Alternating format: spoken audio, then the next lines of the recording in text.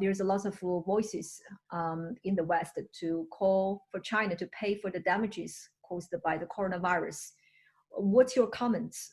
In America, which was the main source of the attack on China, it's an election year. And, you know, in elections, I don't have to tell you, anything goes. You know, it's you can say what you want about anyone.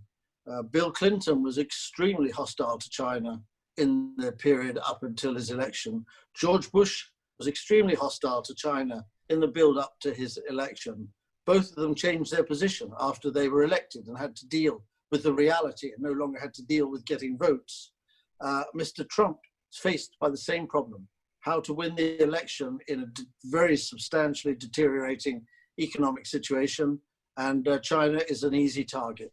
I think the US government is intensifying efforts to attack China, about attacking China for disinformation, about the Wuhan lab, like releasing virus to spread, and also attacking China. And even some senators are threatening to freeze China's US debt.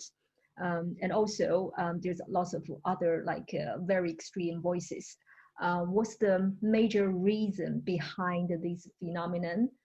So if you asked me what was at the core of what's happening from America, is it about the Wuhan lab? Is it about the communication? Is it about the South China Sea? I would say no. It's about the rise of China and China becoming an innovation challenge to the United States.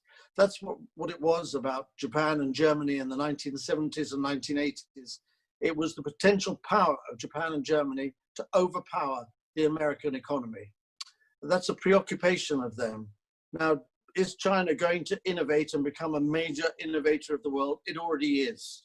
You know, if you look at Alibaba, you look at Tencent, you look at Huawei, China has shown that when it focuses, it can become a leading innovator in the world.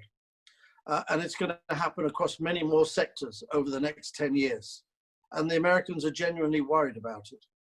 What the Americans have chosen to do is to try and challenge China, try and force China to negotiate and accept a secondary position in the world.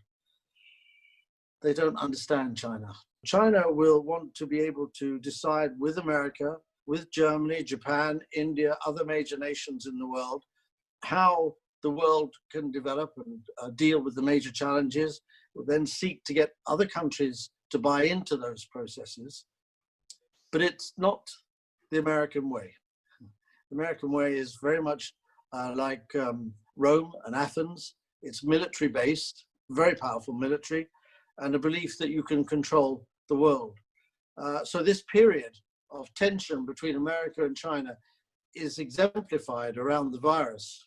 It's exemplified around the trade deficit, but they are only the mechanisms through which this tension between the existing superpower and a rising power is expressed. You know that China provided a lot of help to Europe and the US, but still lots of Western officials are blaming for China for what happened. So what's your opinion? What's your comments on this? It is based in an ideological and to some extent racial tension about the single party state, about the history of China, and about the motives of China. China just has to be calm and be ready for bad outcomes, but also, I think, to maintain its policies. Thank you for your time, Mr. Perry.